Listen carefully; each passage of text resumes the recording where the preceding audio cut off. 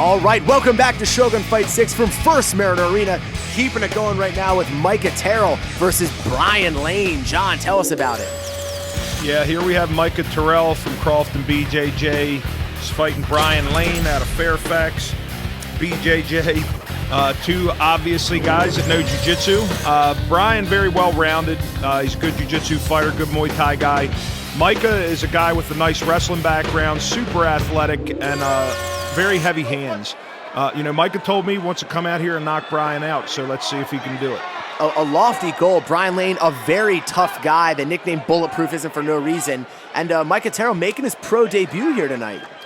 Actually, I believe he's 3-2 as a professional, so it's the first time he's he's at Shogun though. Bryan Lane working that stand-up too. Yeah, he's looking for his spot. He's got a very, very heavy right hand. He's a very athletic guy. Here's Bryan looking for the takedown. And he gets it early. He gets it. Now let's see how his jiu-jitsu works, and let's see how Micah's guard looks.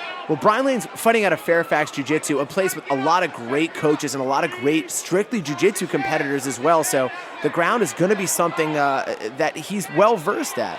Yeah, well, we saw Bryan in the last Shogun, and he did have a submission victory. So, Micah's showing real nice hips. Absolutely, but Bryan working a nice right pass. Back on top of him. Right into a takedown and right back into his own. Oh, gets clipped! This could be it.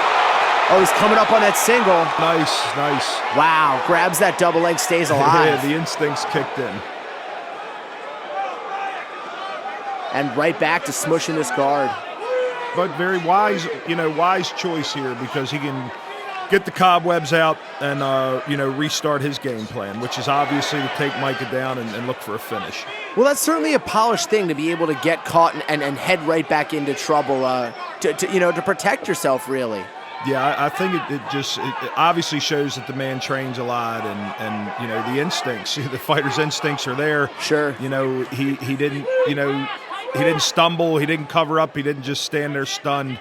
Immediately, closed the distance and got himself out of danger. Sure. And here we have a very high-level passing and retaining guard situation happening here. Yeah, I mean, if he can clear this arm, Micah's going to be on his back. Here he comes. Wow. Great transition, Micah. And look at Micah Terrill on his back. Very impressive. Oh, and a shot to the back of the head. That was pretty square on the back there. Crowd not liking it either, but you know what?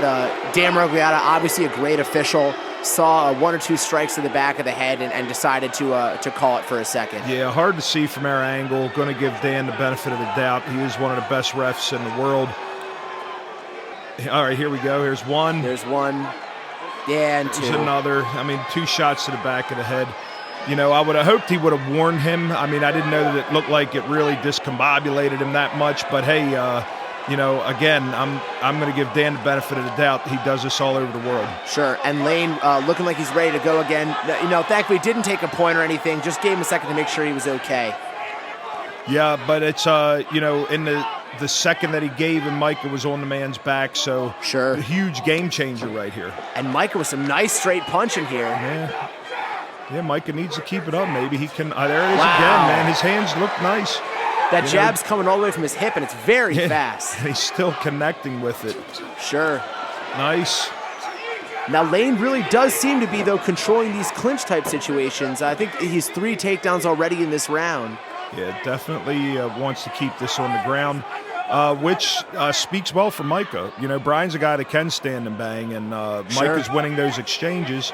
So wisely, Bryan's trying to get it to the ground.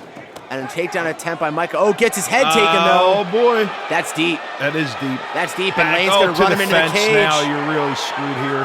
Got to get that arm over his shoulder. Oh, he could be out. He definitely could be out at this point. I thought that was... Oh, he's out. Yeah, he's out. He's out. Wow. Big comeback here. That's becoming a super technical MMA finish, that guillotine. Guys are getting that front headlock, running guys into the cage where they can't escape their hips any farther and just bending them forward. Yeah, and guys got to learn how to defend a guillotine. I mean, you need to get the arm up over that shoulder. You need to get some weight sagging on this guy. Here we are, Atlantic Remodeling, instant replay. Ladies and gentlemen, He's already got it in, and Micah's out. Dan's getting in to break this up right now. Your referee halts his bout at 3 minutes, 21 seconds of the first round. Your winner by submission due to guillotine, bulletproof, Bryan Lane. Bryan, wow.